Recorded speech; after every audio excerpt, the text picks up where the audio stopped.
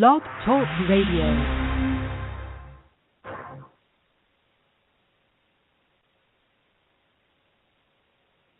The November 10th edition of BR on the World from the Boston Red Network.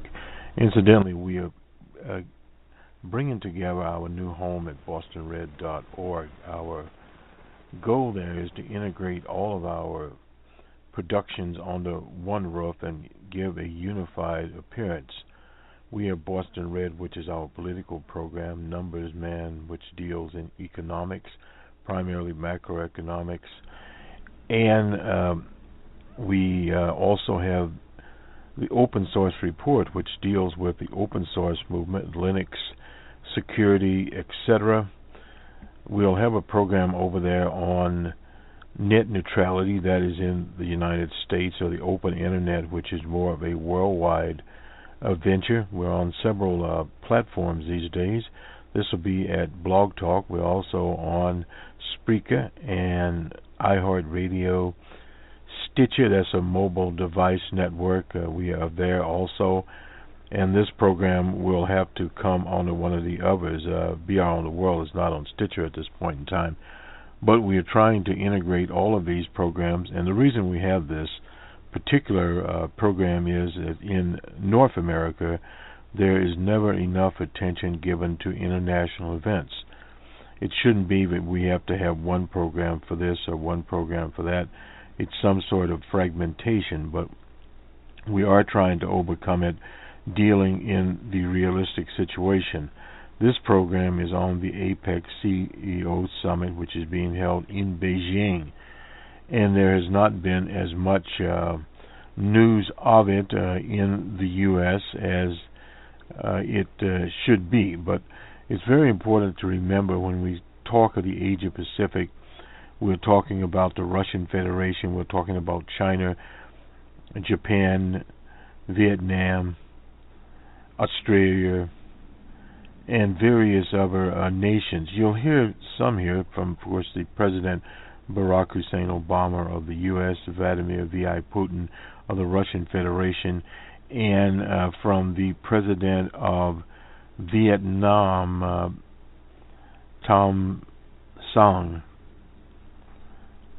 They're speaking there, and also from the Australian version there. So there are various countries there, and you'll hear V.I. Putin, who is an economist, Dr. Putin, talk about such things as opportunities. That is a common word used in the business world, and synergy. Those are business terms, very interesting to hear him speak of those, but those terms are universal in some sectors now, not just to the pure capitalist sectors of business, the kinds of things that MBAs in the U.S. would talk about. So that is introduced in a lexicon in China and various other places around the world as opportunities. Now, opportunities, we assume, is not the word opportunistic, which would mean exploitation of peoples. President Obama spoke there about keeping the internet open, and we have a special program on that, talking about the openness of people and the right of people to have access to these particular situations. The broadband movement in the world, the so-called digital divide between various countries, particularly in the U.S., is like a third world country in terms of the internet, where you, of course, hear this program. But the ability now of these types of conferences to be televised, they're using a YouTube here, and you'll hear this in one form or the other appear on our YouTube channel as an audio, at least parts of it. So we are moving along here, and we'll start now to have more productions here on BR on the World as we move forward now that the American elections are over. And we'll be looking at the effects of the new Republican majority in Congress, euphemistically called the clown car. And what effects will the clown car have on this new globalization effort? It's interesting that President Obama speaks of 60% of the trade that the U.S. does is in the Asian Pacific. That means the other 40% is done in the old EU and various other places out there. So things are changing, and the U.S. is trying to move its economy to more of a balanced economy, from consumers having 70% of the economy to balancing it with exports to other countries. So to do this, they need to participate fully in more conferences like the APEC, whereas China, on the other hand, is attempting to balance its economy from just exporting things, stuff, to the rest of the world and relying on their consumer base there in China, a billion people or so. And we'll see more and more of that going on. The Russian Federation building better infrastructure, but Russia has a very severe drawbacks in that the racist environment there. They have their own Ferguson, Missouri, and the Ferguson type episodes are barriers to trade. So thus you lose money on the Fergusons of the world. This is the reason that the appearance of this clown car is counterproductive. Now, the clown car would be behind certain trade agreements, but those trade agreements would benefit what is called in the U.S. the 1% in the rest of the world. So that we do not agree with, nor do we support that part of the clown car's policy. The other parts, the more domestic policies of this clown car, are draconian. They are racist. They suppress the vote, and that does not lead to a more democratization of the world. And if you are going to have trade, you have to have it on the premise that the nations are thus democratic. Now, not necessarily on a Western democratic model, because these models are the same, but the clown car is promoting a Jim Crow system. That is not what we want to see. We do not want to see apartheid systems that was in South Africa. We also don't want to see a South African society where one part of it is moving forward and the other part is standing still. That's the whole issue of trade. Can smaller nations actually trade their goods out there, or are they going to be eat up by the monopolies? That's a shortcoming of the WTO. Some of the ideas were okay, but the problem is one does not want to lend a license to the larger nations to co-opt and eat up the smaller nations and exploit them. In other words, you're getting back to the same old deal that you had at one time in neocolonialism, the colonies, etc., where the larger companies would come in, siphon off the raw materials, and leave. Or as China is doing in some of the African countries, incidentally 122, just coming in and simply developing the raw materials and taking them back to Beijing, or bringing their clothing and other goods in and flooding out some of the local producers. This is not two-way trade. It's not fair. It's not equitable. Those things have to stop. So in other words, these old business practices have to start to fall, and various countries there are demanding that this happen. Also, when you look at the whole idea of these sanctioned economic boycotts, they are based upon a Western model.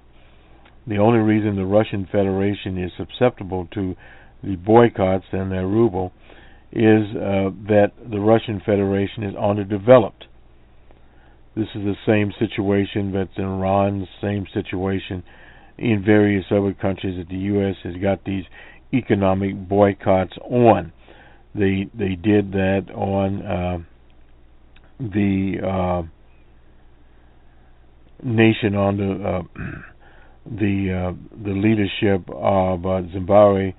They boycotted it, and finally the leader there was able Mugabe was able to escape it and put their country on the dollar. But these things are throwbacks from the apartheid or Jim Crow or neocolonialist era. We see that across the Arab world with the so-called Arab summer that turned into the Arab nightmare. We see it in Libya, a country that was moving forward under the leadership of their late leader, Dr. Gaddafi. Now you can't get to the airport there. So these steps are backward when these colonial powers interfere, like Britain, France, into Libya or into Egypt, or the Zionists block the trade with walls out there. These are tactics that were used in the 50s in America, in the 60s and 70s in the Mideast, and then the wall came up. These are not civilized procedures. Excuse me. So we're going to tap on an international basis where, as they say, the economic activity will be. It will be, no doubt, on the Pacific Ocean. We also broadcast proceedings, roundups of the World Economic Forum. Not that it is a jolly club, but it is one that is focusing on these new quote-unquote business opportunities, synergy, and in that particular region, in the Mideast, it is in the Arab world, the fastest growing group out there, younger population, which is conducive to various types of capitalism or capitalist exploitation. So we see those kinds of things out there that are sitting out there as low-hanging fruit. But many people are not standing idly by. The Russian Federation is not, as soon as they address their own racism at home. India is not. Brazil is not. All of these countries are trying to get a slice of the pie, depending on which business model they are using. And India has also another billion people. So you can understand the math here is not as conducive to quote-unquote old Europe or the EU. Those populations are stagnant. Germany, that's why they're not growing. They don't tell you the facts. The fact of the matter is they're stagnant because they don't have the markets. So they have to reach across the Atlantic, but the American economy is still weak due to internal situations there. We'll go on to the President of Viet Nam, Mr. Tang, and Mr. Song, and we'll hear from President Obama and V.I. Putin on this broadcast. Good day, and we shall talk to you soon. Economic integration mechanism for the region. APEC has greatly contributed to the prosperity and development of APEC, Asia-Pacific region. And 2 months from now, you may know that the 22nd APEC summit will be convened in Beijing, and people are waiting for that summit. And you can see that the world economy is recovering, but with slow speed and in an unstable way. But overall speaking, the Asia-Pacific region is now the most dynamic economic region of the world. And one more thing I want to share with you. I'm sure that the APEC leaders will agree with me that all of us want to showcase a strong determination for further connections and integration in order to lay out the platform for deepening integration. And we want to make sure that the whole APEC will be thriving with the growth of each member of the economy. And I'm sure that the APEC will be growing very well in the future. As we know, I agree with you, and I'm sure that the Asia-Pacific region will continue the most dynamic economic region in the world, and will continue to stay as the engine for the global growth. The ASEAN, for example, will establish its community by 2015, and we are conducting the TPP negotiations, and everything is going well. And the FTA between Japan and China, for example, is underway, and we have witnessed many other international negotiations going on.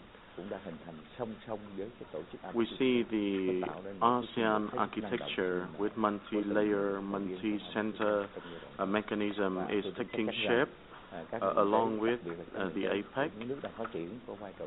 The developing economies will have an increasingly important role to play in the coming time. And I'm sure that in addition to the APEC, we have a lot of other integration mechanisms. For example, ASEAN community that will be established by 2015.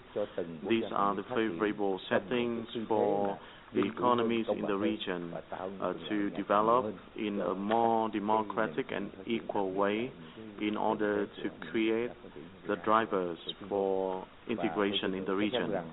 I am confident that with the vast potentials of each and every APEC economy, APEC's role on the global stage will be much more important to the world and to the regional world in the coming years. And let me share with you that Vietnam will host APEC Summit in 2017. This is really an honor and a very important mission to Vietnam. And Vietnam commits to fulfilling this very important mission together with the implementation of WTO commitments. Vietnam wants to contribute more to the APEC connection and integration and wants to keep implementing all the commitments to the international community. And the APEC Summit in Vietnam will be a very important occasion for Vietnam to celebrate 25th year of Vietnam's admission to the APEC, and the hosting of APEC Summit is an illustration of the commitments of Vietnam to the region and to the prosperity of the Asia-Pacific region.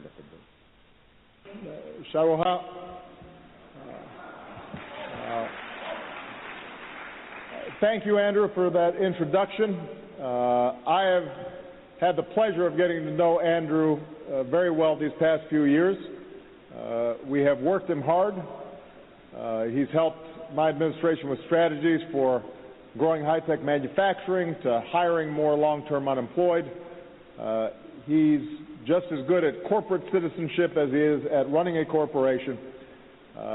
Later I'll visit Brisbane, where I know Andrew spent some of his youth. I'm sure he's got some suggestions for fun there, but not necessarily things that a president can do. So we don't know how he spent his youth, but I'm sure he had some fun.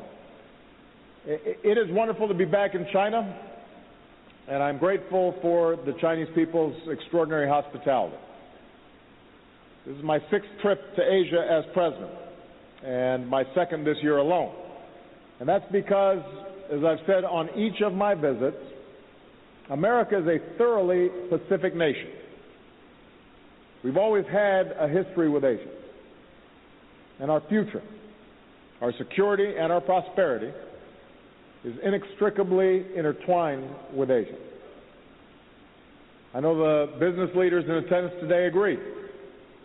I've now had the privilege to attend the APEC CEO Summit in Singapore, in Yokohama, and in my original hometown of Honolulu, now in Beijing. And I think it's safe to say that few global forums are watched more closely by the business community. There's a good reason for that.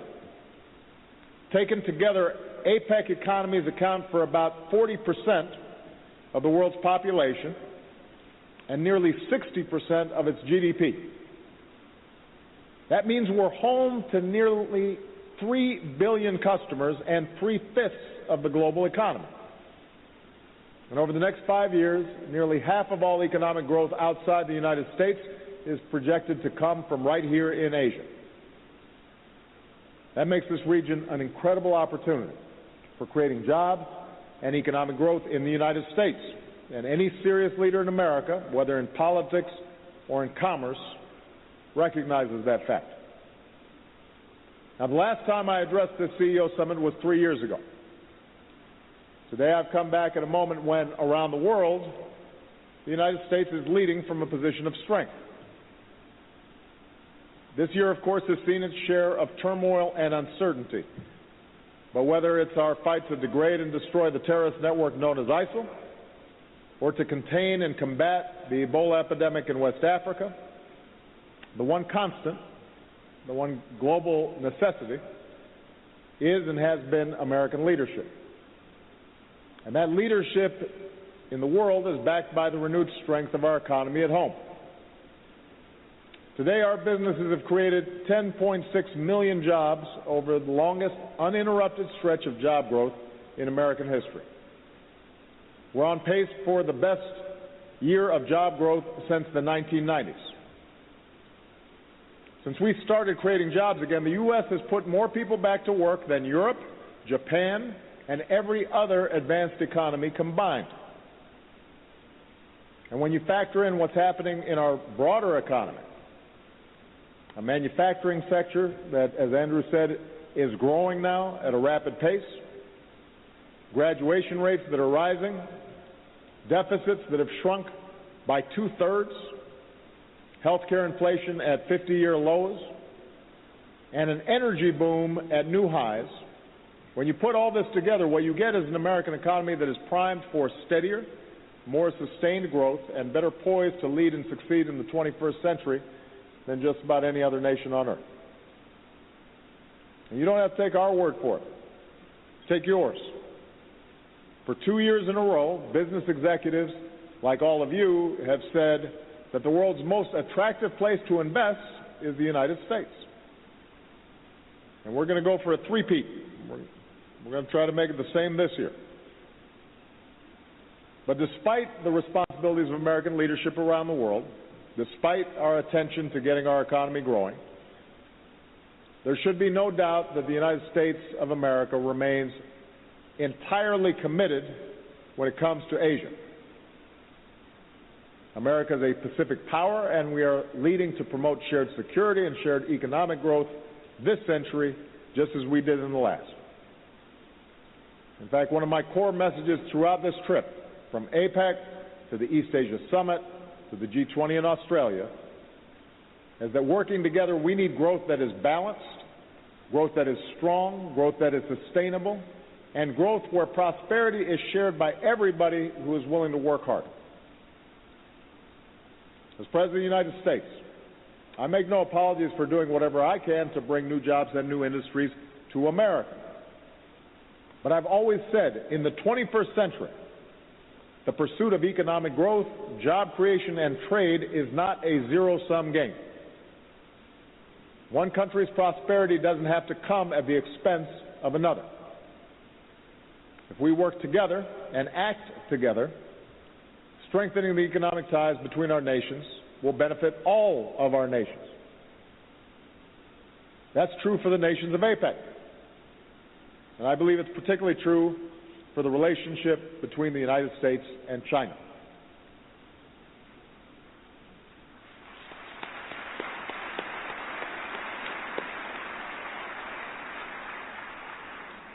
I've had the pleasure of hosting President Xi twice in the United States. The last time we met in California, he pointed out that the Pacific Ocean is big enough for both of our nations. And I agree. The United States welcomes the rise of a prosperous, peaceful, and stable China. I want to repeat that.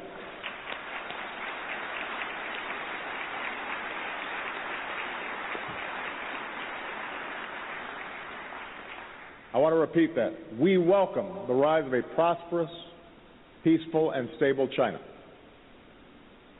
In fact, over recent decades, the United States has worked to help integrate China into the global economy.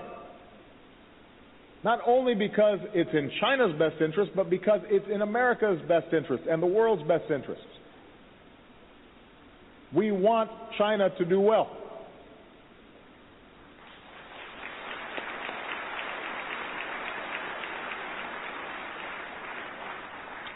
We compete for business, but we also seek to cooperate on a broad range of shared challenges and shared opportunities. Whether it's stopping the spread of Ebola or preventing nuclear proliferation, or deepening our clean energy partnership, combating climate change, a leadership role that, as the world's two largest economies and two largest carbon emitters, we have a special responsibility to embrace. If China and the United States can work together, the world benefits. And that's something this audience is acutely interested in.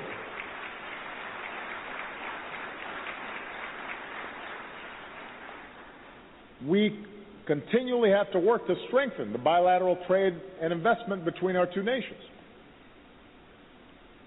America's first trade mission visited China just a year after America's revolution ended.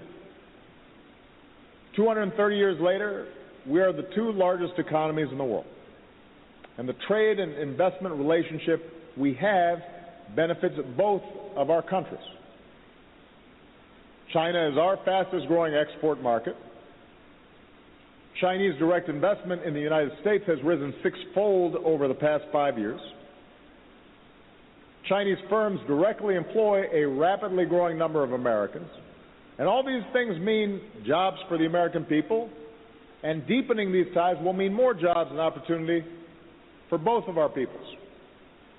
And that's why I'm very pleased to announce that during my visit, the United States and China have agreed to implement a new arrangement for visas that will benefit everyone from students to tourists to businesses large and small.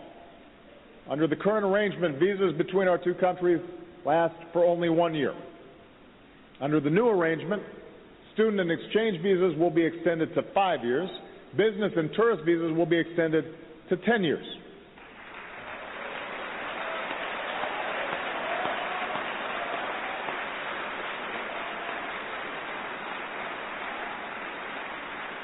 Now, of course, that'll be good for the businessmen who are going back and forth all the time.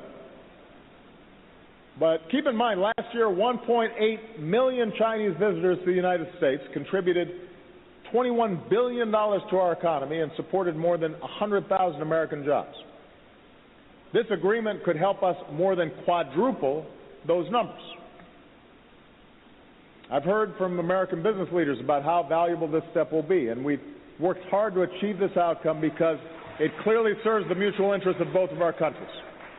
So I'm proud that during my visit to China, we will mark this important breakthrough, which will benefit our economies, bring our people together, and I am pleased that President Xi has been a partner in getting this done. Very much appreciate his work on this.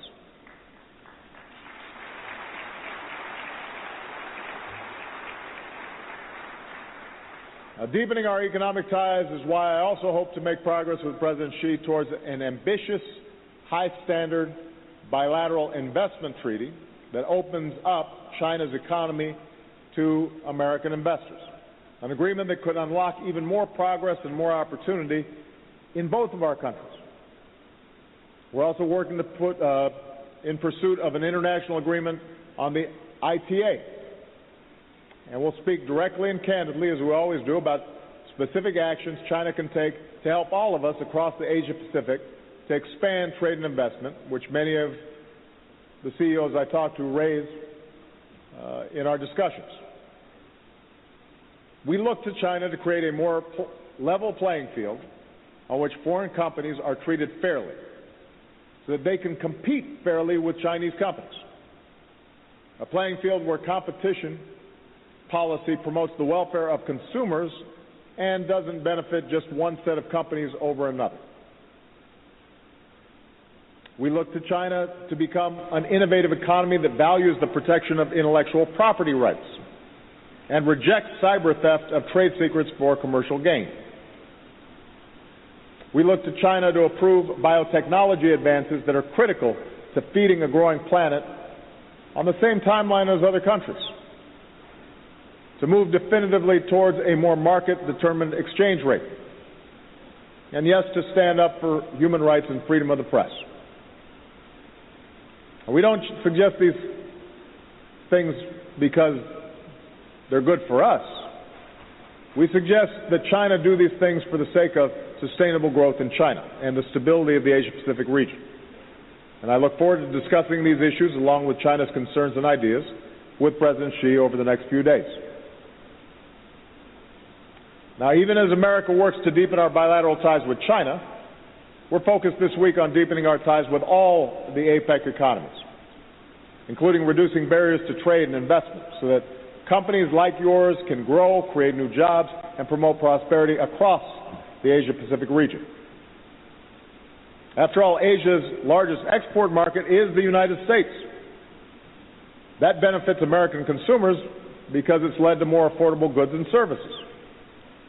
6 of America's top 10 export markets are APEC economies. And more than 60% of our exports, over $1 trillion worth of goods and services, are purchased by APEC economies. That supports millions of American jobs. So the work that APEC members have done together over the years has lowered tariffs, cut shipping costs, and made it cheaper, easier, and faster to do business. And that supports good jobs in all of our nations. We've worked together to improve food security, encourage clean energy, promote education, and deliver disaster relief. And all of this has made a difference. But we can always do more. We can do more to reduce barriers to trade and economic growth. Since 2006, we've worked together towards the ultimate goal of a free trade area of the Asia-Pacific, and APEC has shown a number of pathways that could make it a reality. And one of those pathways is the Trans-Pacific Partnership between the United States and 11 other nations. Once complete, this partnership will bring nearly 40% of the global economy under an agreement that means increased trade, greater investment, and more jobs for its member countries, a level playing field on which businesses can compete, high standards that protect workers, the environment, and intellectual property. And I just met with several other members of the TPP who share my desire to make this agreement a reality. We're going to keep on working to get it done. For we believe that this is the model for trade in the 21st century. Agreements like this will benefit our economies and our people, but they also send a strong message. That's what's important isn't just whether our economies continue to grow, but how they grow. That what's best for our people isn't a race to the bottom, but a race to the top. Obviously, ensuring the continued growth and stability of the Asia-Pacific requires more than a focus on growth on trade and investment. Steady, sustainable growth also requires making it easier for small businesses to access capital in new markets.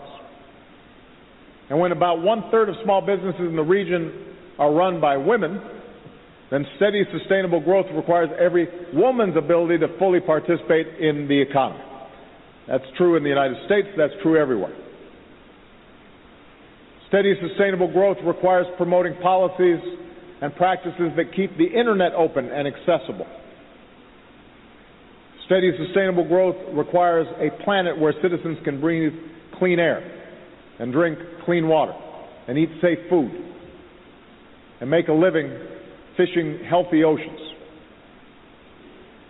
Steady, sustainable growth requires mobilizing the talents and resources of all our people, regardless of gender or religion or color or creed, offering them the opportunity to participate in open and transparent political and economic systems, where we cast a harsh light on bribery and corruption, and a well-deserved spotlight on those who strive to play by the rules. Those are all some of the areas we'll be focused on at APEC this week and going forward. And obviously every country is different. No country is following the same model.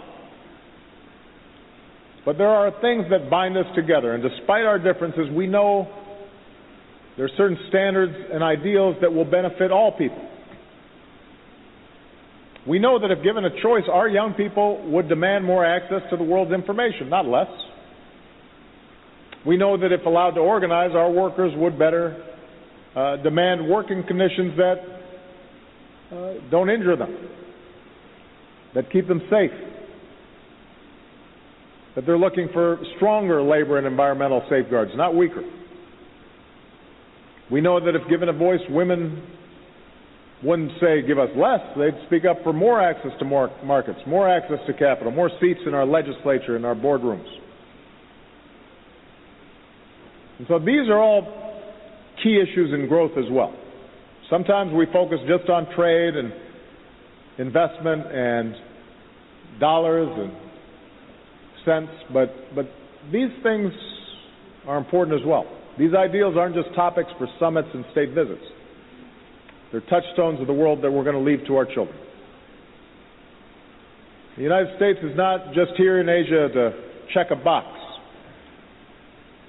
We're here because we believe our shared future is here in Asia, just as our shared past has been. We're looking to a future where a worker in any of our countries can afford to provide for his family, where his daughter can go to school and start a business and have a fair shot at success, where our fundamental rights are cherished and protected and not denied. And that future is one where our success is defined less by armies and less by bureaucrats and more by entrepreneurs and innovators, by dreamers and doers, by business leaders who focus as much on the workers they empower as the prosperity that they create. That's the future that we seek. That's why we're here. That's why we've worked so closely together these past several years, and as long as I'm America's president, I'm going to be invested in your success because I believe it is essential to our success as well. Thank you very much. Ladies and gentlemen, APEC CEO Summit is traditionally considered to be one of the most important fora экономическим проблемам. to discuss economic issues. I appreciate the opportunity to speak on the topic of special relevance О развитии сотрудничества России. talk about the development of cooperation between Russia and Asia-Pacific region. Океанским веком. Россия, как часть АТР, обязана использовать те конкурентные преимущества. We see great competitive advantages that this rapidly growing center of economic technology and innovation offers. The development of such regions of Russia as Siberia, Far East, opens up unique opportunities for the countries of this vast region. Opportunity to efficiently use new opportunities and further strengthen its potential for Russia. Cooperation with Asia-Pacific is a strategic priority, and it is very important that for our relations with the overwhelming development, relations of the countries of the region, characterized by general positive, constructive spirit, we value the determination, and we are determined to further bring forward multifaceted bilateral and multilateral cooperation. We think that the experience of many of the Asia-Pacific countries serves as a good example in terms of building competitiveness.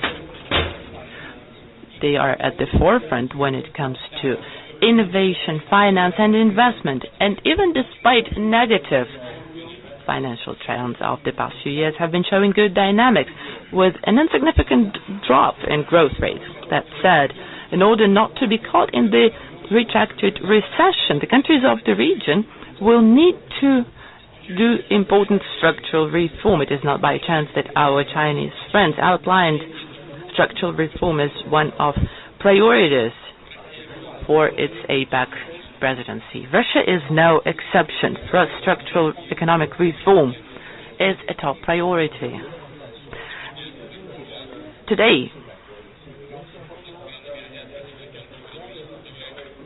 trade with Asia-Pacific accounts for over 1/4 of all trade volume of Russia and its foreign partners, and we're planning to grow this share to 40%. And we're making specific steps to expand the geography of our exports to increase our share of manufactured and high-tech goods in the trade volume. In the future, we are planning to create a network of accelerated growth-based strategies with preferential tax treatment and facilitated administrative procedures. Companies that will be located there will be mostly producing manufactured goods that will mostly be sold in the Asia-Pacific region. I would like to use the occasion to invite you, ladies and gentlemen, to use opportunities that are opening up and locate your production in the Far East of Russia. Let me reiterate, we'll do our utmost to create best conducive environment for your work as compared with 2009, the volume of direct investment from Asia-Pacific to Russia doubled, amounting at the moment almost $9 billion. The volume of Russia investment in Asia-Pacific region is smaller, a little under $1 billion as a result of last year, but we're planning to deal with this disbalance. We hope that the creation of the National Coordinating Center to develop economic cooperation with Asia-Pacific countries will allow to launch new projects, which Russia will be party. First, one of the key partners in the region is China. As part of cooperation with China, we're planning to more actively use national currencies for bilateral settlement. First, transactions with settlement done in rubles and RMB are taking place as we speak. We're planning to grow our cooperation in energy. Our experts are currently looking at the opportunities. Russian-Chinese Intergovernmental Commission on Investment Cooperation is operational. Its priority task is implementing investment projects not in energy sector, and this project should be implemented on the principles of mutually beneficial cooperation. Similar formats to develop dialogue and practical interaction in investment will be launched with other partners. Economic integration is moving to the forefront of the APEC agenda. We believe that the most important achievement of the Chinese presidency